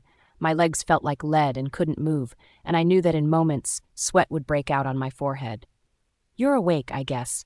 Your heartbeat just accelerated," I heard him say in his chilly voice, and something even chillier than his voice touched my arm, and I shook. "Open your eyes. Come on, I've been waiting for an hour already." Waiting? An hour? Why was he waiting for an hour? Did he really want to punish me that bad? I opened my eyes slowly and looked at him with my best sorry look. I knew it was useless, but I still couldn't help thinking if I looked pitiful enough, he'd try putting in a good word or two for me to Reese. But heck, what was I saying? Caden had a taste for trouble. There was no way in hell he was going to take my back in front of Reese. "Wait, Ethan. Ethan could help. Sure. I'm sorry. I didn't do it intentionally. It was a mistake. I wasn't aiming for anyone. He just got in the way so fast." I started to explain, and he nodded and took my fingers gently. "I know. I was behind you, remember? I saw it all," he said, gently, and I don't know why I felt relieved, even though I was supposed to be freaking out in fear that he was caressing my fingers gently. "Oh, thank you," I told him, and he patted the back of my palm. "Mr. Flores wants to see you," he said, staring at me straight in the eye. "Mr. Flores?" I asked, shifting uncomfortably. That was the gym teacher. "Yes. He's going to ask about the exchange of balls earlier this afternoon. He needs to hear the truth," he told me with a grave expression on his face that was followed with a sigh. "What truth?" "The truth that you aimed your ball at his head and hit him right there because you got into a fight with him earlier." He told me with a pout, then a smile. "Surely you'll tell him the truth, won't you?" he asked, squeezing my palm. The truth?" I stuttered. "Oh, come on. Reese can't take all the blame now, can he?" he asked slyly, and I bit my lip before I nodded. School punishment was way better than Reese's. Detention was nothing. Cleaning the field was nothing. It was way better than the embarrassment and pain Reese would inflict on me. Caden helped me up, and we left the clinic together. I watched him smile to girls who giggled and blushed as he passed the halls with his hands in his pockets, and also watched as their smiles faded and turned into frowns as they saw me lagging behind him. "Come on, faster," he told me, and I struggled to keep up with his pace while holding my fingers in front of me. In the teacher's office, I met Reese sitting there, looking like he had been killed with boredom. "Why did it take you ages to wake?" he bellowed as soon as he saw me. "Keep it down," Mr. Flores cautioned, hitting his hand on the table. "Come on, bro. She needed enough time to catch her breath. She even had a nosebleed. Oh, that reminds me. This is for you, Urain. You must have been tired after the game," Caden suddenly said, turning to me with a bottle of water, which I was reluctant to accept. "I appreciate your kindness, but you drank the plum juice. Did anything funny happen to you?" "No, this is with purely good intentions," he told me, looking like he got hurt as he shook the bottle of water in front of me. He turned the cap open and I was forced to take it and gulp it down. Then I looked at Mr. Flores, who was arranging some papers into a file. Then at Reese, who was swearing silently as his face stayed twisted in anger. Finally, Mr. Flores dropped the files and looked at us. "Thank you, Caden. You may go now," he said, and Caden winked at Reese before walking out the door. "You too. Follow me," Mr. Flores said, and also walked out the door. Wait, what? He wasn't going to hear me out? So what if I was going to deny it? We followed him to the basketball court where there were a lot of ball on the floor. "Now, let's hear from both sides," he announced, folding his arms as his voice bounced off the walls of the court in echoes. "We had a fight earlier because I called her fat, and that was why she aimed her ball at my head. Look at the strength she has in those flesh-filled arms of hers. She got only a nosebleed, but I bet I almost had a brain bleed." He rattled as though it had been rehearsed. Well, he and Caden had discussed everything beforehand. "Is that true?" Mr. Flores asked, and I nodded. "Can't you speak?" "I aimed the ball at his head because he called me fat," I replied in a rush. "And you hit back?" he asked Reese. "I couldn't help it," Reese replied sullenly. "I didn't see it, but since she admitted to it, The both of you get to have a nice time reconciling while picking up all the balls in here and cleaning up the storeroom. You don't get to leave school until you're done, and it applies to you too, Reese. I've sent your brothers home. You get to go only when you're done." He cautioned and left the basketball court in a rage. Why did he leave? Why? I could feel the heat of Reese's stare behind me even before I turned, and when I did, all his attention was for me. Me and me alone. Reese's Poff. I was fuming with anger as Mr. Flores left the gym room just like that. Even with what I had told him, he was still intent on punishing me. It felt like a boiling pot of stew was being prepared in the pit of my tummy. My feet couldn't stop tapping on the floor, and with each second, I bit deeper into my lip. He closed the doors behind him with a slam, and my gaze went to Irini, who looked every bit annoying at that moment. She was aware that I was staring at her because I could hear her increased heartbeat and see the rapid rise and fall of her chest. She turned slowly, and I saw fear race through her large eyes as we locked eyes. I wanted to shout and rage at her. I wanted to hit her shoulder and tell her to fix the mess, but something about the way her lower lip quivered involuntarily stopped me. She was scared, and she was trying not to let it show. Her fingers found each other and began to tangle, fiddling with each other in anxiety. I suddenly lost my desire to rage at her, and instead kicked the nearest basketball, which sent it spiraling with such a force that it almost reached the end of the spacious court. She whimpered as the ball fell with a loud thud. "Give me that," I said, stretching out my arm to the bottle of water she carried, and she immediately handed it to me with both hands. I took it and downed the whole thing, before throwing it harshly on the floor.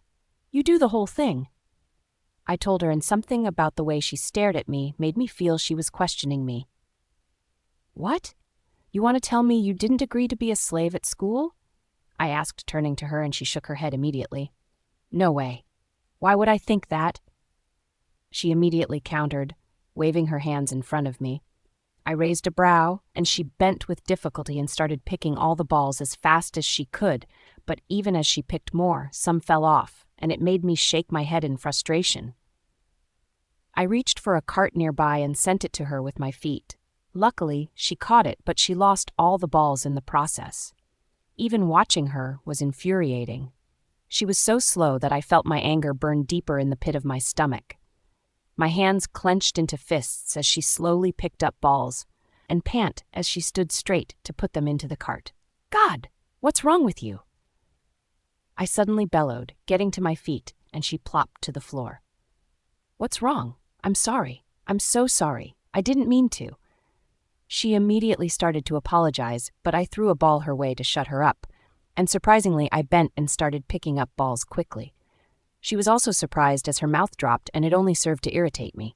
Well, I wasn't helping her. I was just too angry and impatient to watch. I pulled the cart away from her and dropped the balls I had picked into it. "Are you just going to sit there?" I asked her, and she immediately tried to stand on her feet, which was an embarrassing effort. We worked together, picking the balls, and I felt oddly tired, but refused to show it. Then the doors opened and her friend walked in. "Irini," she started, but stopped talking as she saw me. "Oh," she let out and started to walk cautiously towards Irini, who had poured out a gallon of sweat. "What do you want?" I asked her curtly, and she moistened her lips. "I wanted to help. I know it's going to be a lot for Irini to do on her own, so," she was saying, but I threw a ball noisily into the cart. "You don't need to. I'm really annoyed right now, and I don't want to lash out on you," I told her, even though I definitely didn't mind lashing out my anger on her. She looked from Irini to me uncomfortably, and then Irini laughed uncomfortably. "It's totally okay, Irini. We're both doing the work. He's helping me out." "I'm not helping you," I bellowed and threw a ball in my hand to the floor. It bounced and hit her in the belly, and as she winced, her friend immediately went to her. "I'm sorry," Irini whimpered, and her friend looked at me with something like fear mixed with uncertainty. "I'm mad, and anything happens when I am, so it's best you leave now." I spat out more like an order instead of a suggestion. "Come on, I'll be fine. It's just tidying up. It's what I do every day," Irini added with a smile, and her friend nodded. "I'm sorry, Reese," she told me and turned to leave. "I'm sorry about Francesca," She gets worried about me easily," Yurini said, rendering an explanation I didn't ask for and didn't need. We finished picking up the balls in the court and proceeded to the storeroom. By then, I felt something was up because picking up a few balls wasn't enough to diminish my strength that easily. I looked at Yurini. She was tidying up the storeroom slowly, and I sat on the floor, unable to join her, and it was there that my heavy lids closed and I drifted to sleep. When I woke up, everywhere was dark. "What the?" I exclaimed softly as I saw Yurini, legs spread wide on the floor, asleep. Why was she sleeping? I immediately brought out my phone and saw the time. It was 8 in the night. Something had definitely happened, and Yurini was going to answer to me. I stood to my feet, feeling a little drowsy, and walked to the door and pulled it, only to find it locked. Locked and unbudging, Yurini's peau vive. A swift, sharp jab to my leg woke me up, and when I opened my eyes, I felt I had gone blind. It took me a full minute to recall everything that had happened. I and Reese had been serving our punishment dutifully until he went to sleep when we got to the storeroom. I had been cleaning happily since he was asleep instead of awake only to feel fatigue. My eyelids became really heavy and I struggled to keep them open. I moved closer to Reese to tidy the space next to him, only to find everything blurry. My head was tipping backwards dangerously, and I had decided to sit and do the job.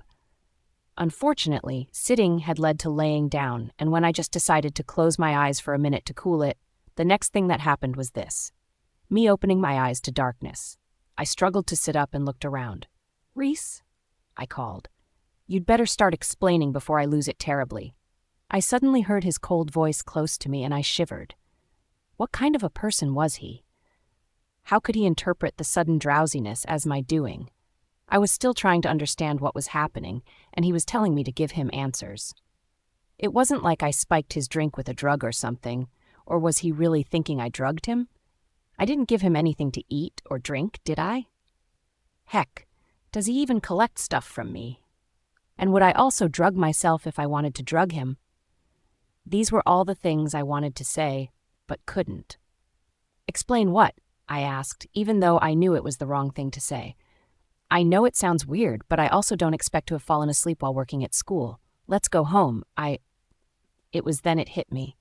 I had given Reese a bottle of water, and he had drunk it all. Now, who gave me the water? Caden. Caden had put a sleeping drug into the water. He had carefully planned it. That was why he gave me the plum juice unharmed, so I could trust that he had good intentions. He had opened the bottle to ensure I would drink the water, and I had. Unfortunately for Reese, he happened to take the water and drank it all, and the both of them had been rendered helpless, sleeping like logs of wood.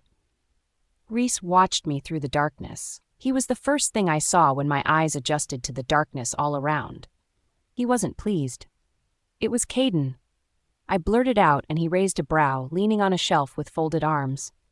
"Indeed, it was Caden," he replied sarcastically. "Remember how Caden gave me that bottle of water and made me drink?" I asked, and realization seemed to cross his face. He suddenly dropped his arms and looked at me with even more anger. "Why the hell would you take a drink from Caden?" he blurted out. I didn't feel bad. In fact, I felt like cracking up. He had fallen into the hole his brother prepared for me. "Well, he gave me perfectly fine plum juice this afternoon, saying it was good for the hot summer." "It isn't even summer. How dumb can you be?" He bellowed, and I swallowed. He was right. It was fall, and not summer. But the sun had been really hot in the afternoon, so I hadn't even paid it any attention when he called the wrong season. "I'm sorry." I apologized and wondered how strong Caden had drugged the drink for it to work flawlessly on Reese. "If the school gate is closed, we can climb over the wall," I added, and he pulled the knob, showing me how it didn't budge. "What? The door is locked?" I asked, scrambling to my feet. "Yes, the damn door is locked." He emphasized and took a step back, ready to break the door.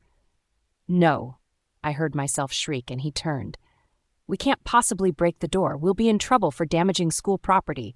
They won't take it lightly. We can't tell them the full story of what happened. You know, we can't say Caden drugged a bottle of water and we both drank from it and had to break down the door when we woke at night." I immediately explained in a rush, and he seemed to consider it. I didn't know if he was going to listen to me because he stared hard at the door. Then finally he kicked it and went to sit at the back, and I also slumped to the ground into a sitting position. Silence reigned, and the only thing I could hear was the loud beating of my heart. It was so awkward. I and Reese were going to spend a night alone, without anyone, in this cramped-up space. Here. I finally managed to find something to break the silence as I handed him the hairpin he had given to Francesca. He looked at it and sighed. "Keep it. Do I look like I need a hairpin?" He answered, and I looked at the hairpin which glimmered in the dark. He was giving this to me, just like that. It must have cost a lot. Then I suddenly saw Reese in a new light. Maybe he was just rough on the outside and was actually sweet on the inside. I smiled at the absurd idea. How could Reese be sweet? Reese of all the brothers. He was all fury and recklessness, but still he was giving it to me, and he helped while we picked balls together. "Thank you," I murmured with a smile. "I don't need it. That's why I'm giving it to you. It's not for any other reason."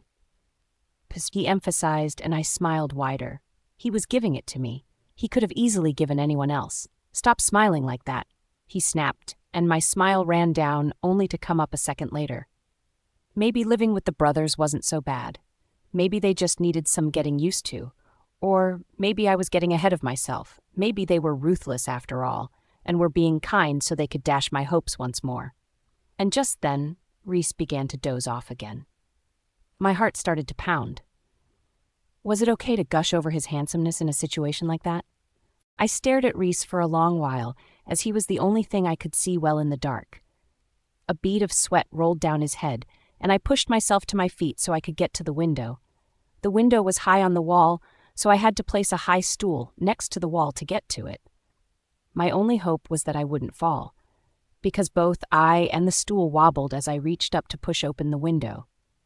"This is scary," I murmured to myself as the stool shook dangerously. Earlier all it did was shake, then balance, and repeat the same thing again, but it stopped because the only thing it did was shake furiously in a way that shook my heart along with it. I was going to fall. I didn't even dare try to lift a leg because it could topple to the floor. "Oh my God!" I screamed, and the stool lifted a leg off the floor, ready to tumble to the ground, but just as it did, it was forced back to the ground and didn't shake. "Hurry, you're distracting me," came Reese's tired voice. I immediately pushed open the window and carefully jumped down. His strength amazed me. He was holding down the stool with just one hand. "Thanks," I murmured and sighed in relief as the breeze circulated in the stuffed storeroom. I sank back to the floor heavily and watched him as he adjusted and lay on the floor trying to sleep better. But as the minutes passed, all I could hear was the sound of him turning and tossing. And clearly having a hard time moving about, and with my heart thumping in my throat, I went on all fours towards him, sat and gently raised his head. Even as I touched him, my nerves jangled. If he happened to open his eyes and see me, what would he say? His head was warm, and his hair was soft. I immediately felt the urge to run my hands through it, but kept my fingers to myself after positioning his head on my lap. He adjusted, easing himself properly onto my lap even as he slept, and after that, he didn't toss and turn. I couldn't explain the kind of excitement I felt just by having Reese on my lap. It was a kind of electric feeling that ran through my body, and at the same time, it had me on edge. I didn't even know when I slept off once more, allowing myself to dream sweet dreams of the brothers all coming to me and telling me how much they loved me. Noise woke me up, and I opened my eyes to see Reese hovering at the door, trying to see through the keyhole. With a grunt, I heaved myself to my feet, and he turned to me. "Why would you have my head on your lap all night?" he asked immediately, and I tried so hard to suppress the urge to roll my eyes. "Tell me you didn't have a good night's sleep," I thought in my mind. "You were tossing and turning, so I thought I could help," I told him honestly, and he rolled his eyes. "Well, thanks to you, I'm dead worried that the whole school would think I'm dating you because I do not know who opened this door and left us that way." He snapped, and I smiled. It's always the janitor that opens the doors, and from the sound of it, it's just a few students that are in the basketball court. Sure, we can sneak out without being noticed, or we could just walk out naturally and have them think we were just tidying up stuff in the storeroom. I suggested, and he scoffed. Like anyone would believe I would work in the storeroom with you. He retorted, going back to staring through the keyhole. Everyone knows we got into a mess of a dodgeball game yesterday, so they might think we had a pardon to go home and came back to clean the storeroom early this morning. I piped up, going towards him and placing my hand on the doorknob. Are you crazy? He asked me, standing straight and staring down at me. With all due respect, I have to go for classes. Maybe I can go out first and you'd come out later? I asked with a sweet smile, and he slapped my hands off the knob. I go out first and you come out later. Then you meet me at the gate. We're going home. Home? I asked, but he had already pushed open the door and walked out. Why did I ask such a stupid question? There was no way I was going to walk around school in the previous day's clothes, was there? After I was sure he'd have left the court, and whatever people that had seen him would have to being distracted already, I walked out briskly, making a beeline for the large doors. I got out successfully without anyone seeing me and walked as fast as I could to my locker so I could get my bag and my things. It was so hard trying not to run into people who knew me because I didn't think I was ready to explain why I was still in the previous day's clothes. Luckily, I got out without much attention and met Reese at the school gates. We walked out quickly without much conversation, and it felt really awkward. You didn't take your bag, I mentioned, so I could break the awful silence. So my peers can see me in yesterday's clothes? There's not much I'd do with it anyway, so it doesn't matter, he replied, and I had to walk faster to keep up with him. By the time we were home, sweat dribbled down my face in 2s and 3s. Walking and trying to keep up with Reese was like exercise. He didn't even care that I was fat and was finding walking difficult. But by the time I saw Caden in front of the gates, my sweat dribbled down in 4s. He was staring at me with malice in those eyes of his. What was my offense? I definitely did not force Reese to drink the drugged water, and I hoped he wasn't trying to pin it on me. And then I saw Ethan. And when I did, my heart started to thrum. A new beat, Caden's pove.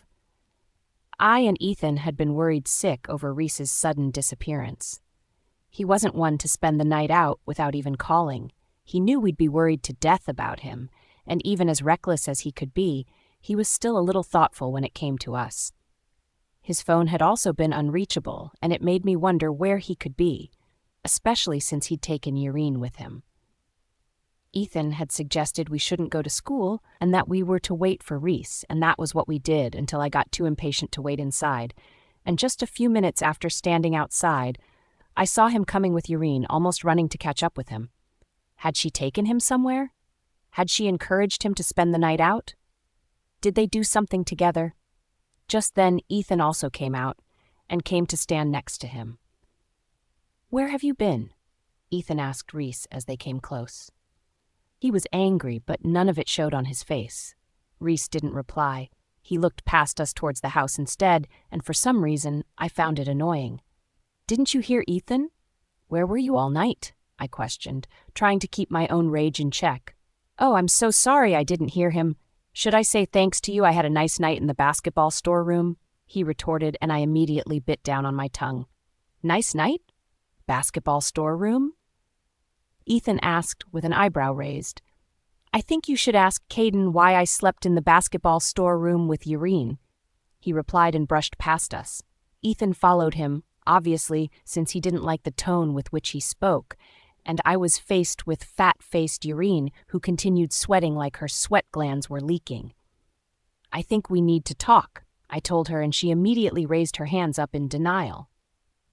I didn't give him the water to drink. He took it from me when he was mad, and he drank it all in one go.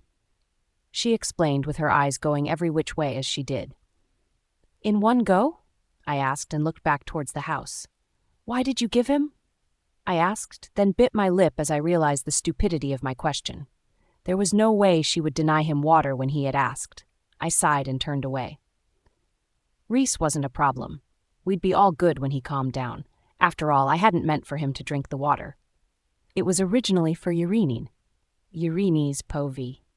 I was surprised how things went rather smoothly. The next day, the brothers were talking and laughing once more, like nothing had happened between them, and I envied their relationship. If only I had people by my side who still laughed with me even though I made them mad. At school, Francesca didn't ask me any questions, which was quite weird, but I summed it all up to the conclusion that she mad because I had made no attempt to make her stay the other day when I and Reese cleaned up the basketball court. Halfway towards the day, she began to talk to me, and we forgot all about it. In fact, in a week, the talk about the dodgeball mess died down and everyone found new things to talk about. Of course, the next hot topic in school became Halloween. October passed by rather fast with lots and lots of rain and cold nights, and Halloween was fast approaching. Every girl in school was bothered about dates. It wasn't even homecoming or prom, yet they were focused on dates. Halloween dates, they called it. I'm hoping Reese asks me out to Halloween night. Fran told me while we were in the field munching on white crackers. Reese, I asked like the name disgusted me. Yeah. What's your deal? You're crushing on him or what? I asked as I dipped my hand into the box of crackers. Not just him. Reese, Caden, or Ethan. She corrected herself, nibbling a cracker, and somehow at the mention of Ethan, I felt a little unsettled. Why? Why not just any normal guy as long as he's handsome and isn't an omega? I asked, swallowing the chewed-up cracker in my mouth. Don't you know the girls that get asked out by the brothers become a really hot topic? I think a year ago, the ugliest girl in the freshman year got asked out by Reese. Of course, he was playing her, but she skyrocketed to fame. All the girls were flocking around her, willing to know her secret, and the guys started considering her, and that girl turned out to be Sia Gladys. Fran explained, turning to me, and my mouth fell open. Sia Gladys was once the ugliest girl in her freshman year, I asked in shock. Sia was this beautiful girl that all the girls got jealous of. All the guys would be happy to go out with her even for a day. She was totally hot topic. To hear that she was once ugly was totally unbelievable. Of course. Who are you kidding? Fran murmured, pleased with herself for knowing that much information. So Reese can do that? Skyrocket a girl to fame just by asking her out? I asked in wonder as my cracker stayed stuck at my lip. That's why you need to connect me to him, she suddenly said desperately, tugging on my top. Me? I asked, and she nodded. He got your hairpin for you. You guys cleaned the basketball court together and he was helping. Reese never helps. He might have a little compassion because you're fat. Please. Already 6 girls I know have been asked out to Halloween night. She continued, and I tugged her hand off my blouse. I can't do it, I told her flatly. How was I to tell Reese to ask her out? Even if I didn't know him and wasn't working for him, there was no way I could do it. I'm just telling you to put in a good word for me. She insisted, and I was about to open my mouth when a guy walked up to his. Well, seems like Fran had gotten her first date option. I really wanted to ask. I wanted to ask if you'd like to go to Halloween night with me, he said, and when I looked at him, I realized he was staring at me, and not Fran, me. Yurine's pa V. I stared at the boy with my mouth open. Did he drink something? Or was he dared to ask me out to Halloween night? Questions raced through my mind, and I couldn't help staring at him like a dumbstruck fool. Urine? Fran asked, with her index pointing to me, and I nodded. Yes, I've actually been wanting to say this, but I've just been unable to. I'd really love it if you could go to Halloween night with me, he explained, staring at me with the eyes of a fool in love. Now that was weird. How could I actually believe him when he was staring at me like he was actually in love with me, like he was scared I'd say no? The only person who had ever looked at me that way was Brayden. And who was Brayden? A total jerk who set out to break my heart and considered it fun. Listen, this is Urine. Can you convince us that you really want to take her to Halloween night? Francesca asked, and he scratched his neck, looking confused. I thought it was just as simple as asking a girl I wanted to Halloween night. Maybe it's the way I look, or I'm dressed in a way you don't want, but I'll appreciate it if you just tell me, he said with hurt lining the traces of his voice. I immediately felt bad. What if he really wanted to ask me out for the night? I mean, I knew how I looked and all, but who knew there might really be some people who didn't see beauty on the outside alone. It's not the way you look. No, it's nothing like that. I'm just flustered. I didn't expect anyone to ask me out. I blurted out, throwing my cracker on the ground, and he smiled. I'm going as a prince. You could be a princess, he added, taking steps back. Sure. I told him, smiling, and he bit his lip in a smile. See you tomorrow, then. Let's meet at the back of the school during the break hour. It's a little private there. We can talk and get to know each other. Why not? I exclaimed, reaching out my hand and knocking the box of crackers in the process. Fran grunted and bent to pick the box up while I apologized immediately. I'm sorry, I told her and watched as the guy left. It was then I realized I didn't even ask his name. I haven't seen him in school before. I guess he isn't someone popular, Fran murmured, and I hit her shoulder lightly. A popular guy is the last thing I need. He's just perfect. Just look at him. He doesn't mind my extra pound of flesh, and besides, it's just a night, a Halloween night. I remarked, dipping my hand into the box to get more crackers. Just imagine. You, Irene, have gotten a date while I'm this way. Ah! Who's going to ask for my hand? She squealed dramatically, and I laughed, knocking over the box of crackers once more. I immediately bit my lip as she frowned at me and bent to get the box once more. No, I can't go with you, a girl shouted in the distance and threw a paper on the floor, stomping on it with her foot. It garnered the attention of everyone, and she received a lot of stares. The guy in front of her looked like his world had crumpled, and I felt sorry for him. How would you ask me to Halloween night? You suck, Theo Rogers, she exclaimed and pushed past him as she stormed off in anger. That's harsh, I commented, stuffing my mouth full with crackers. Harsh? Those lowly boys don't know their place. It's exactly what I would do if any of them tried me, she said vehemently, and I narrowed my eyes before deciding. However Fran perceives right from wrong was none of my business. That night, I hummed all through the cooking. Reese and Caden kept the living room alive with laughter, and I heard Ethan's voice but a few times. They were alive with joy, and so was I. When dinner was ready, they all sat around the table while I arranged the prepared dishes in front of them. It's so hard picking a girl this time around. They're all so sticky and clingy, Reese said as he picked up a baked potato and threw it into his mouth the moment I dropped it on the table. Fran's name was right at the tip of my tongue, but I dared not mention it. How's Fatty doing? Did you and all your extra flesh get a date? Caden asked, mockingly, and I couldn't help the smile that rushed to my lips. I immediately hid it, but it turned out they all had incredible eyesight. Their smiles dropped and they stared at me in shock. I bit my inner cheek and went round to drop the plate of lamb chops in front of Ethan. Someone asked you out. You? Caden asked as he pushed aside the plate of salad I had placed in front of him. I didn't even know how to reply. Yes, I said quietly, and it came with a smile even though I didn't want to smile. Who is it? Reese asked, dropping his fork. I don't know his name. I informed him quickly, and they all looked at me like I had gone nuts. That night, I couldn't sleep. I spent the whole day fantasizing about Halloween night and the possibility of dating someone new, someone who didn't care about all my extra layers of flesh. The next day, I dressed the prettiest I could, even though it wasn't much, and added the hairpin Reese gave to me on my hair.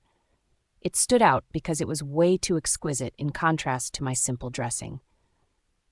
Fran noticed and raised a brow. Don't tell me you fell for this guy already, she remarked, staring at the hairpin. I'm just so happy I want to look pretty. It's nothing special, I replied, taking out my books, preparing for the teacher to walk into the class. Can you lend me the hairpin to see Reese, Ethan, or Caden? They might notice me if I wear something flashy. She suddenly asked, and chills crawled up my spine. Reese wouldn't like to see the hairpin on her. I hadn't tried it before, but I knew he wouldn't like it. A hairpin isn't going to help you. I think light conversation might help, though. If you look around, you'll notice there are already a lot of girls putting on things flashier than hairpins. I advised her, and she seemed to take it into consideration. Immediately the bell rang for the break hour. I went to the ladies to check out my face if it looked presentable, but before I could, someone came out of a cubicle. It was Jessica, and there were tear stains on her face. Yurine's povey. What's wrong? I heard myself ask, even though I didn't want to know anything about her. She was something long gone in my life, and I didn't want to care even though I saw blood running down her face as tears. You can ask. Isn't all these your fault? She suddenly blurted out. Was it just me that felt it was weird? Why would she suddenly shout at the top of her voice when I simply asked a question? And how is it my fault that you're crying all alone in a restroom? I asked, raising a brow. Braden's having second thoughts because of you. He's yet to ask me to Halloween night all because of you. She screamed at me, stomping her foot on the floor. You're saying you want me to believe that Braden wants to ask me out to Halloween night? I asked, letting her know with my tone that I wasn't buying it. Stay out of my life, Irene. Stop playing fat and pitiful. And I'm not playing fat and pitiful, I cut in sharply. If Braden ever asks you to Halloween night, you're to turn him down because he's going with me. You don't get to tell me what to do, Jess, and just so you know, I've got a date and I do not need Braden. I told her, trying not to smile at the way her face looked like she just got hit by a racing truck. What? You get a date? She snorted and laughed. If you don't want to believe me, just wait till Halloween night. After all, Halloween is just around the corner. I told her as coolly as I could and went to wash my hands. Who asked you? Some lowly Omega? Who cares what he is? The point is someone wants to spend Halloween night with me, I said to her as I looked at myself in the mirror. I might be fat, but I was still pretty. Looking back at me was a girl who would be pretty as hell if only she managed to burn all the extra fat on her body. He's just asking because there's no other girl to ask. All the hot girls won't accept him. She threw in my face, but I scoffed. Look at me. I'm an oversized lady. There are other slim and pathetic girls no one wants to go out with. He's better off asking them than asking me. Why would he ask the lowest option in school when there are other better options? It is because he wants me, I told her, and just then 2 girls barged into the restroom. You're such a poor actress. Jess, she's clearly not buying it. I thought you said she was fun. The first one said with a snort, Let's look for someone else to pick on. She's not worth it. She can go to hell with her Halloween date. The second said, and they left. When they did, Jess wiped her tears. See? You're not even worth pulling a prank on. I wasted my time waiting for you to head to the toilet just so I could run in and fake tears, and this is all I get? My better, slimmer friends are annoyed. She spat in my face and walked out. So if I had feelings for Braden, if I really wanted him back and had believed it, was that how they'd break my heart for fun? How was I ever friends with Jessica in the first place? How? I washed my face, applied a little gloss, and went towards the back of the school. When I was about to turn the last corner, I tucked my hair behind my ears and patted my lips together before walking out. He was already there, waiting. Hey, he said with a smile as he stood. Hey, I replied shyly as I walked to him. Hey, Irene, we're not here to blush. Act strong like you don't care, I told myself, but even my voice had gone as soft as bread. So, I'm Lester, he replied, sitting, and I joined him too. Lester, nice to meet you. I'm Irene. Have you gotten your dress? He asked. Not yet. I'm going to get it today, though, I told him, playing with my fingers and trying to look regal.